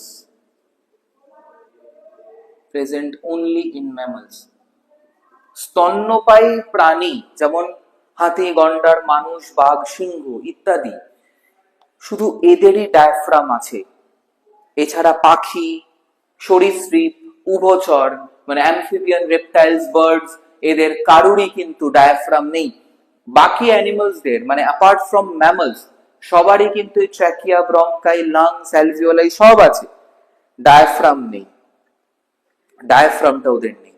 diaphragm কিন্তু অনলি ম্যামলসে আছে, present only in mammals diaphragm. তো এইটাও কিন্তু জিজ্ঞেস করতে পারে উইচ ইজ না বলে এরকম ভাবে প্রশ্ন দিতে পারে, নেম আ স্ট্রাকচার বা which of the following structure is present only in mammals, বলে চারটে অপশন যদি দেওয়া থাকে তার মধ্যে যদি ডায়াফ্রাম দেখো, আনসার কিন্তু ডায়াফ্রাম হবে। ঠিক আছে, তো ডায়াফ্রাম এই যে মেমব্রেনটা ডায়াফ্রাম, ঠিক আছে, এটাকে আমরা সোলার প্লেক্সাসও বলি। এই সোলার প্লেক্সাস বা ডায়াফ্রাম কিন্তু শুধুমাত্রই ম্যামলসে প্রেজেন্ট। ঠিক আছে, তো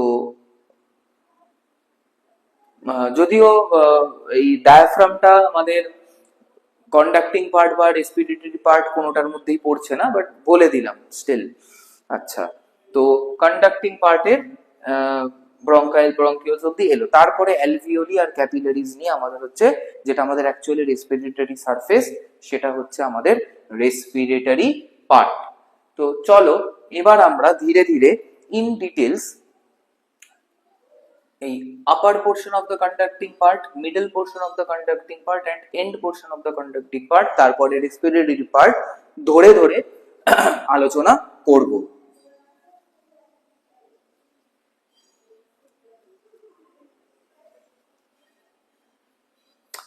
ওকে, আপাতত আমি এই বাকি পোর্শনটা মুছছি, বিকজ আমরা পরে আবার ড্র করে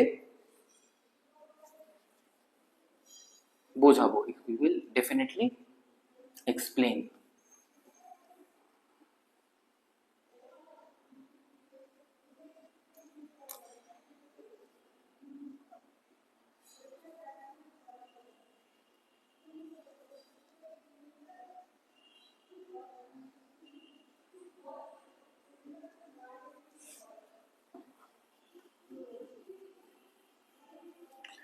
আমাদের আপার পোর্শন অফ দ্য রেসপিরেটরি সিস্টেমটা কিন্তু আমরা খুব ইগনোর করি, কিন্তু খুব ইম্পর্টেন্ট। সেটা আমরা কখন বুঝতে পারি জানো?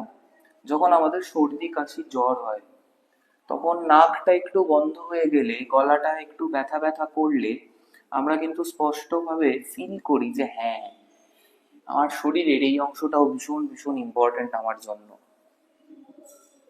তো চলো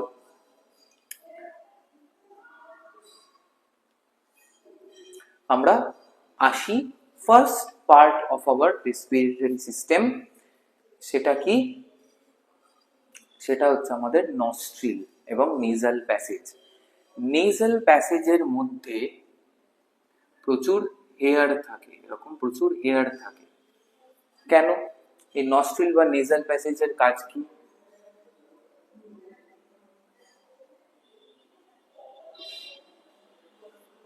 ফার্স্টে হচ্ছে কি, ইট ফিল্টার্স দ্য এয়ার। কি করে? দেখো, নেজাল প্যাসেজের মধ্যে কি থাকে? হেয়ার থাকে, আর কি থাকে? মিউকাস থাকে। হেয়ার আর মিউকাস থাকে। এরা কি কাজ করে, হেয়ার আর মিউকাস? আমরা যে বাতাসটা শরীরের ভেতরে গ্রহণ করি, সেই বাতাসে প্রচুর ধুলো বালি প্রচুর জিনিস থাকে। এই হেয়ার গুলো সেই ধুলো বালিকে ট্র্যাপ করে। আরো ফাইন যেগুলো সাসপেন্ডেড পার্টিকুলেট ম্যাটারস থাকে, যাকে আমরা এসপিএম বলি, সেই সমস্ত ফাইন যে পলিউটেন্ট গুলো আছে বা ইম্পিউরিটিস গুলো আছে, যেগুলো আমাদের লাংসে গেলে ভীষণ ক্ষতিকারক, সেগুলো এই মিউকাসে ট্র্যাপড হয়ে যায়। ঠিক আছে, এবং এই মিউকাসটা আমাদের নাকের মধ্যে জমা হয়, এবং কোনো ইনফেকশন হলে কি হয়, মিউকাসটা আরো বেশি তৈরি হয় নাকের মধ্যে, কারণ এই মিউকাসের মধ্যে আইজিএ বলে এক ধরনের অ্যান্টিবডি থাকে। তো তাতে কি হয়, আমাদের কিছুটা ইমিউন ফাংশনও এই মিউকাস প্রোভাইড করে, এবং বেশি সর্দি কাশির সময় কি হয়, মিউকাসটা বেশি বেশি তৈরি হয়, সেটা আমাদের বডি থেকে আমরা এলিমিনেট করতে তখন আমরা বাধ্য হই। ঠিক আছে, আর নর্মাল টাইমে মিউকাস থাকে trapping the dust and dirt of the air. নাক খুঁটতে বারণ কেন করা হয়, তার কারণ হচ্ছে মিউকাস লাইনিংটা ভীষণ পাতলা, আমরা যদি নাকটাকে বেশি বেশি করে কোন শার্প অবজেক্ট যেমন আমাদের হাতের নখ দিয়ে যদি বেশি খুঁটি, তাহলে কি হবে, মিউকাস মেমব্রেনটা ড্যামেজড হয়ে যাবে, এবং মিউকাস মেমব্রেনটা যখনই ড্যামেজড হয়ে যাবে তখনই কিন্তু আমাদের নাক উইল বি, মানে এই যে নেজাল প্যাসেজ সে কিন্তু প্রপারলি এয়ারকে ফিল্টার করতে পারবে না, প্লাস অনেক ইনফেকশনও হতে পারে। সেই কারণেই বারণ করা হয়। তো ফিল্টার্স দ্য এয়ার। আর কি করা হয়, ইট ওয়ার্মস দ্য এয়ার।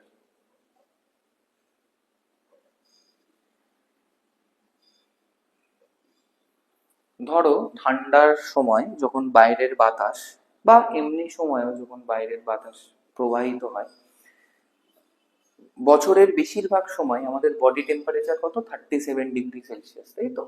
আমাদের বডি টেম্পারেচার যেটা 37 ডিগ্রি সেলসিয়াস, তার নিচেই কিন্তু দিনের বেশিরভাগ সময় বা বছরেরও বেশিরভাগ সময় টেম্পারেচার থাকে। কিন্তু যে এয়ারটা আমাদের শরীরের ভেতর ঢুকছে, it should be of the same temperature as of our body. তো সেই কারণে ইট ওয়ার্মস দ্য এয়ার। এই ওয়ার্মস দ্য এয়ারটা কে করে, এই নিজাল প্যাসেজে প্রচুর ব্লাড ভেসেলসও আছে।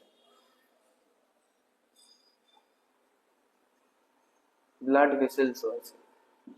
এরা কি করে, বডি হিটটাকে বাইরে নিয়ে আসে, এবং যেহেতু ব্লাড ভেসেলের মধ্যে যে ব্লাড, তার টেম্পারেচার যেহেতু ইনকামিং এয়ারের থেকে বেশি, তো heat flows from hotter surface to colder surface.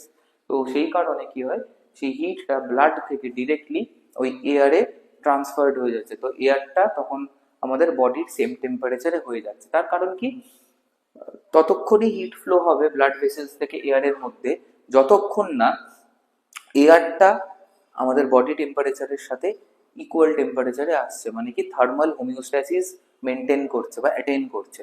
তো থার্মাল হোমিওস্ট্যাসিস যেই অ্যাটেন করবে ইনকামিং এয়ারটা, তৎক্ষণাৎ হিট ট্রান্সফার বন্ধ হয়ে যাবে। আর থার্মাল হোমিওস্ট্যাসিস মানে কি, the incoming air is of the same temperature of that of our body. তো 37 ডিগ্রি সেলসিয়াস হয়ে গেল, ব্যাস। বডিটা মানে মধ্যে যে এয়ারটা ঢুকলো আর বডি টেম্পারেচার সেম হয়ে গেল। কেন, এটার কেন দরকার? উল্টো পাল্টা হলে কি দরকার হতো? উল্টো পাল্টা হলে একটাই জিনিস হতো, যে আমাদের বডির যে থার্মাল হোমিওস্ট্যাসিস সেটা নষ্ট হয়ে যেত। সেটা নষ্ট হলে প্রচুর বায়োকেমিক্যাল রিয়াকশন উল্টো পাল্টা হবে, ঠিক আছে? কারণ আমাদের এনজাইমস গুলোর প্রত্যেকের একটা অপটিমাম টেম্পারেচার দরকার। তো সেই অপটিমাম টেম্পারেচারটা ডিসব্যালেন্স বা ডিসরাপ্টেড হয়ে যাবে, মানে তো এনজাইম কাইনেটিক্সটা ঘেটে হয়ে যাবে, ঠিকমতো আমাদের বডির মেটাবলিজম হবে না, বডির প্রচুর ফাংশন ডিসরাপশন হবে। তাই ইনকামিং এয়ার, তার টেম্পারেচারটা আমাদের বডির সমান হওয়াই ভালো। এবার তোমরা প্রশ্ন করতেই পারো, যখন বাইরের temperature 41 degree Celsius, 42 degree Celsius, basically লু বইছে যখন, তখন তো বাইরের হাওয়াটা গরম, ঠিকই, গরম হাওয়া আমাদের শরীরের মধ্যে প্রবেশ করলে আমাদের প্রচন্ড অস্বস্তি হয়, কষ্ট হয়। সেম কারণে অপটিমাম টেম্পারেচারের থেকে বেশি টেম্পারেচার যদি আমার বডির ভেতরে হয়ে যায় ওই হট এয়ারের জন্য, তখন কি হবে, এনজাইম গুলো ডিনেচার করবে, কারণ তাদের অপটিমাম টেম্পারেচারের বেশি টেম্পারেচার, তখন ডিনেচার করবে, কাজ করবে না। তো বডির প্রচুর বায়োকেমিক্যাল রিয়াকশন এলোমেলো হয়ে যাবে, আমরা অসুস্থ হয়ে পড়বো। তখন কি হচ্ছে, ধরো ইনকামিং এয়ারটা হচ্ছে 40 ডিগ্রি সেলসিয়াস, গরমকালে বা রাজস্থানে বেড়াতে গেছো, 40 ডিগ্রি সেলসিয়াস, তোমার নাকের মধ্যে যে নিজাল প্যাসেজ, তার যে ব্লাড ভেসেলসটা আছে, সেই ব্লাড ভেসেলের মধ্যে যে ব্লাডটা, সেই ব্লাড ভেসেলের মধ্যে যে ব্লাডটা আছে, মানে ক্যাপিলারিজ গুলোর মধ্যে যে ব্লাডটা আছে, সেই ব্লাডটা কিন্তু 37 ডিগ্রি সেলসিয়াস। তাহলে হাওয়াটা গরম, রক্তটা ঠান্ডা, তো হিট এয়ার টু ব্লাড চলে যাবে।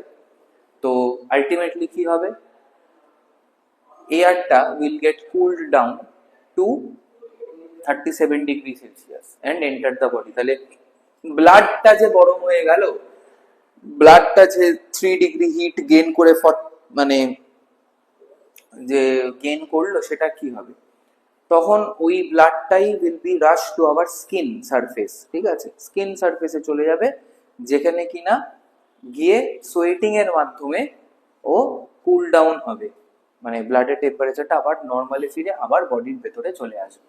এরা অনেক পাথওয়ে আছে, বাট মেনলি মনে রাখবে, যেহেতু বছরের বেশিরভাগ সময়তেই হাওয়াটা ঠান্ডা থাকে আমাদের শরীরের তুলনায়, তাই ইট ওয়ার্মস দ্য এয়ার। আর কি,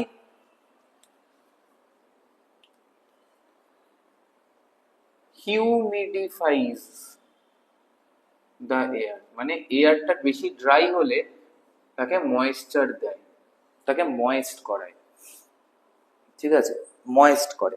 দেখবে শুকনো বাতাস আমাদের নাক গলা সব শুকিয়ে দেয়, কথা বলতে কষ্ট হয়, ঢোক গিলতে কষ্ট হয়, এবং এই মিউকাসটাও শুকিয়ে যায়, ড্রাই হয়ে যায়, এবং এই ড্রাই মিউকাসটা তখন কি হয়, ক্রাস্ট হয়ে ভেঙে ভেঙে বেরিয়ে আসে। তো আমাদের মিউকাস লাইনিং এর ক্ষতি হয় নেজাল প্যাসেজের। তো সেটা যাতে না হয় তাই কি করে, ইট হিউমিডিফাইজ দ্য এয়ার। কে করে? এই নেজাল প্যাসেজের মধ্যে তিনটে এরকম মানে দুটো হাড় আছে, ঠিক আছে, এবং তারা তিনখানা এরকম চেম্বার তৈরি করে, 1 2 3, তিন রকম এরকম চেম্বার তৈরি করে। এই তিনটেকে বলা হয় নেজাল কঙ্কি, নেজাল কঙ্কি বা নেজাল কঙ্ক বলে এগুলোকে, ঠিক আছে। তো এই যে নেজাল কঙ্কি আছে, এই নেজাল কঙ্কিরা কি করে, এখান দিয়ে যখন এয়ারটা এরকম পাস করে, এরা একে ময়েশ্চার বা H2O প্রোভাইড করে, নিয়ে হিউমিডিফাই করে এয়ারটাকে। এটা তোমাদের সিলেবাসে নেই, বাট তাও জাস্ট বলে দিলাম স্ট্রাকচারটা, মনে রাখবে নেজাল কঙ্কি, ঠিক আছে। It humidifies the air. আর হিউমিড এয়ার হলে সুবিধা হয় গ্যাসিয়াস এক্সচেঞ্জের, তাই। মুখ দিয়ে কিন্তু কখনোই নিঃশ্বাস নেবে না। তো জেনারেলি কি হয়, এই দিক দিয়ে এয়ারটা এরকম ভাবে ঢুকলো, ঠিক আছে, এয়ারটা এরকম ভাবে ঢুকলো, আর ব্রিথ আউট করার সময় এয়ারটা এই মুখ দিয়ে আমাদের বেরিয়ে যাচ্ছে, এক্সহেলেশন, ঠিক আছে, বেরিয়ে যাচ্ছে। তো এরপরে দেখো একটা কমন এরিয়াতে এলো, যাকে আমরা কি বলি, ফ্যারিংস বলছি, ঠিক আছে। তারপরে এই ময়েস্ট হিউমিড এয়ারটা কোথায় যাবে, গ্লটিস ক্রস করে ট্র্যাকিয়াতে, এবং তারপরে লাংসে। এই গেল আপার রেসপিরেটরি সিস্টেম।